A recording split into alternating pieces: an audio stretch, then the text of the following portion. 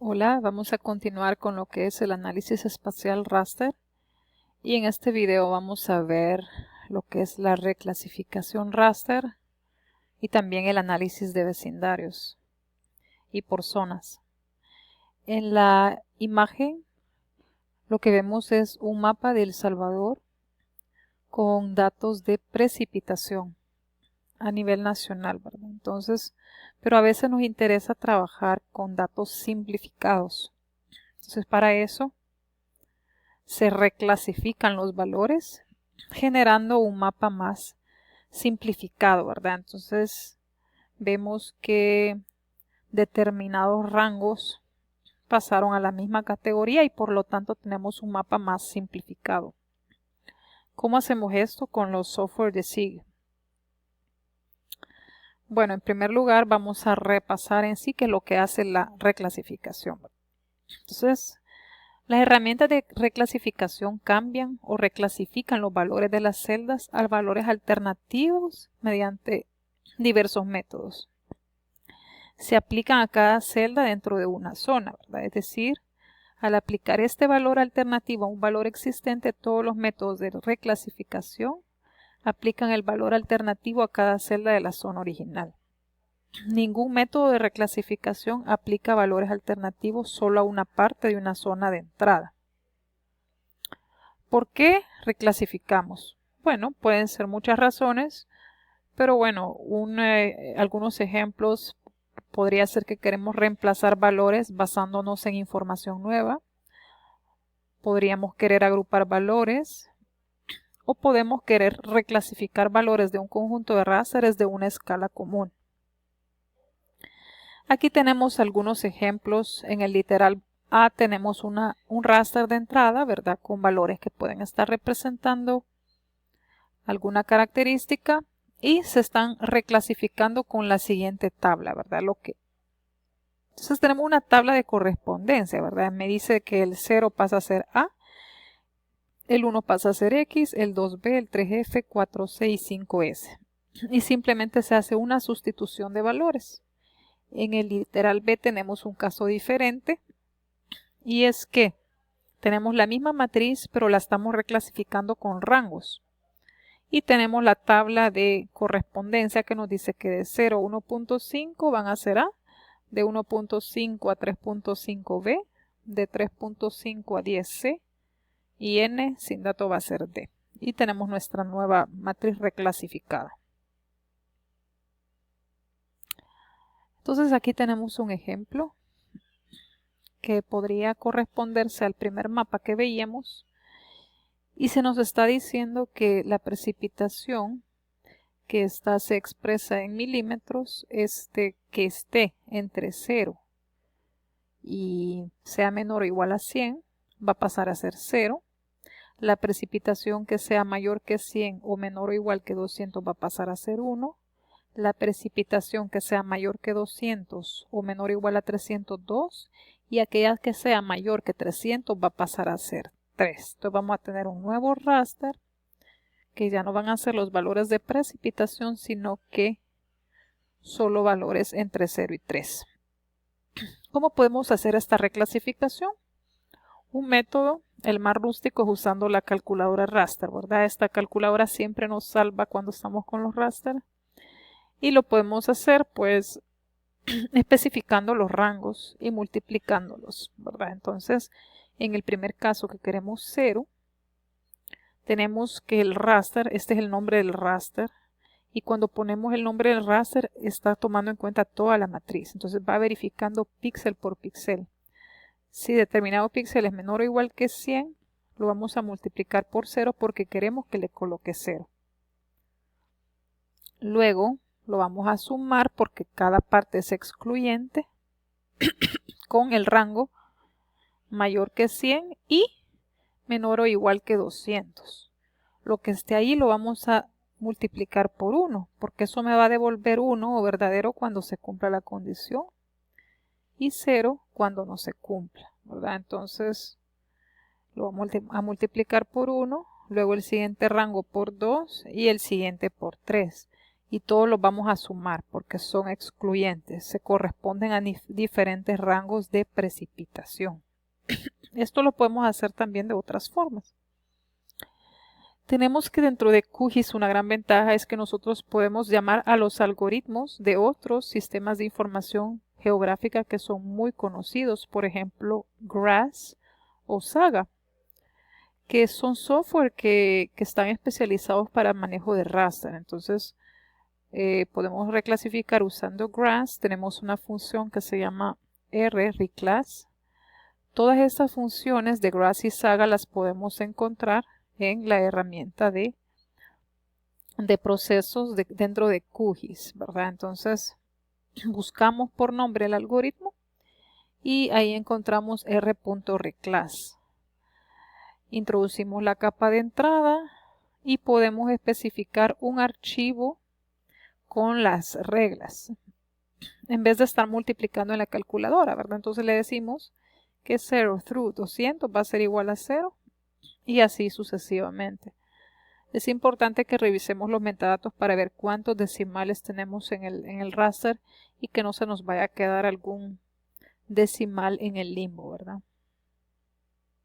Esta es otra forma. Igual, en vez de usar el archivo de reglas, podríamos escribir perfectamente estas reglas en esta caja de texto. Vamos a llegar al mismo resultado que con la calculadora. Y luego podemos hacer reclasificación con el software SAGA.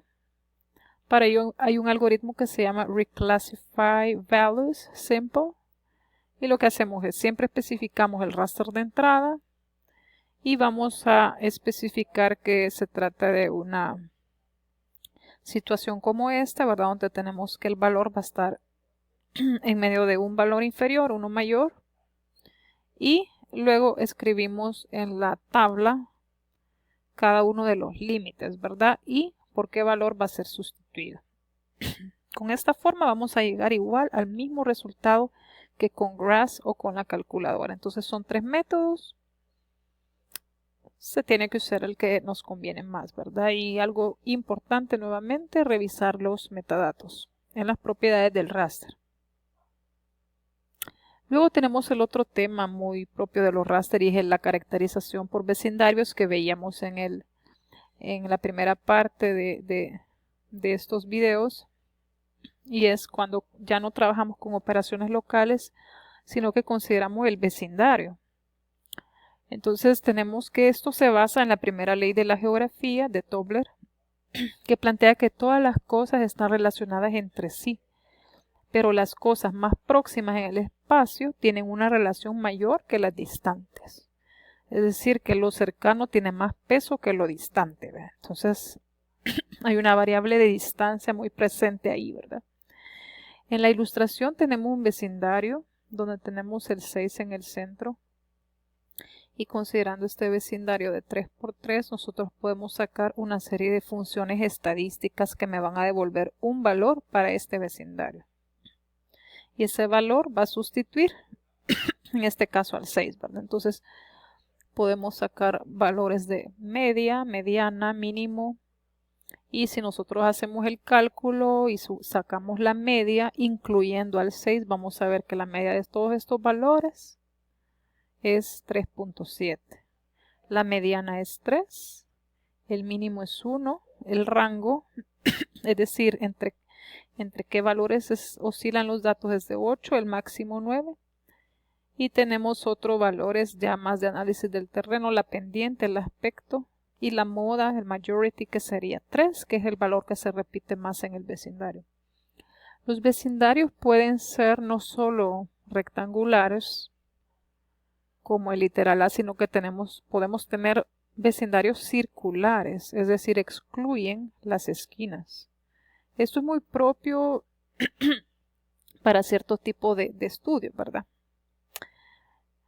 También podemos tener anulares, como el literal C, que excluyen el valor central.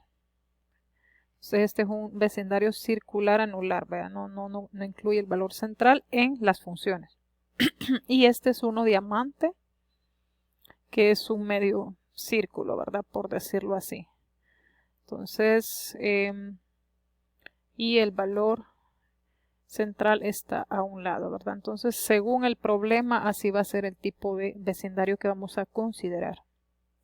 Y el análisis por zonas, que es parecido al de vecindario, que tenemos una capa de entrada con diferentes valores y vamos a tener una capa de zonas. Aquí, si nos fijamos, tenemos 3 zonas. Todo lo que tiene la letra A va a ser una zona, lo que tiene la letra B va a ser otra zona y lo que tiene la letra C va a ser otra zona. Si tuviésemos colores, podríamos diferenciar más entre las 3 zonas, pero bueno, están las letras. ¿Qué vamos a hacer? Si nosotros sacamos una media, por ejemplo, por zonas, el resultado van a ser la media, pero de solo los valores que se coincidan con la zona A, por ejemplo, ¿verdad? Entonces, aquí tenemos que el A, cuando lo superponemos acá, solo me va a considerar esta columna, este valor también, y estos valores y esto de acá. La media de estos es 2.7. Y así sacamos la función, pero solo para las zonas. ¿Cómo aplicamos finalmente el álgebra de mapas ya cuando estamos usando software? Pues aquí es donde entra el tema de calculadora raster y encontramos calculadora de raster en la mayoría de software. En el caso de QGIS, dentro del menú raster encontramos la opción calculadora raster, donde tenemos lo que se nos muestra un listado de todos los rasters de nuestro proyecto. Luego tenemos todos los operadores aritméticos lógicos que podemos usar y una caja de texto donde vamos a escribir la expresión combinando las capas raster y los operadores. También podemos usar paréntesis. Y luego pues tenemos que especificar un nombre para nuestra capa binarizada de salida que va a tener solo valores de falso y verdadero o ceros y unos. Y tenemos que especificar un sistema de referencia de coordenadas también, ¿verdad? Para nuestro raster de salida. Igual funciona en ArcMap, solo que la vamos a encontrar con la lógica de ArcMap dentro de la caja de herramientas, la caja de herramientas de Spatial Analysis Tools o análisis espacial, y dentro de Map Álgebra o álgebra de mapas vamos a encontrar la calculadora raster. Igual siempre nos va a salir el listado de las capas raster, los operadores que podemos ocupar y las funciones, ¿verdad? Matemáticas que podemos ocupar. Y también vamos a especificar un nombre para nuestro raster de salida. El análisis de vecindarios en QGIS lo vamos a hacer llamando grass. Hay una función de grass que se llama array.neighbors y ahí especificamos nuestra raster de entrada, qué función estadística vamos a ocupar, la dimensión del vecindario, si va a ser un vecindario circular, y bueno, un nombre para nuestro raster de salida. En ArcMap igual nos volvemos al concepto de caja de herramientas, nos vamos siempre a Spatial Analyst, en este caso vamos a ir a vecindario o neighborhood, estadísticas focales o focal statistics, y tenemos esta ventana donde especificamos nuestro raster de entrada, nuestro raster de salida, el tipo de vecindario si va a ser rectangular, circular, las dimensiones de este, ¿verdad? Y qué función estadística vamos a aplicar. En este caso se ha especificado una estadística de media. Luego en QGIS tenemos las estadísticas de zona que las encontramos en el menú raster, estadísticas de zona. Estadística de zona, especificamos nuestro raster de entrada, nuestra banda y también cuál va a ser la capa que va a servir de zona, vea. Además, qué tipo de funciones estadísticas vamos a querer como resultado en la capa vector, vea, que es la capa de zonas, porque ahí se van a almacenar los resultados. En ArcMap tenemos que encontramos las zonas en caja de herramientas, Spatial Analyst siempre, Zonal Statistics. Y especificamos de igual forma nuestro raster de entrada, las capas, el raster de salida y la función estadística. Finalmente tenemos el software Grass y el software Saga, que son muy potentes para trabajar con raster.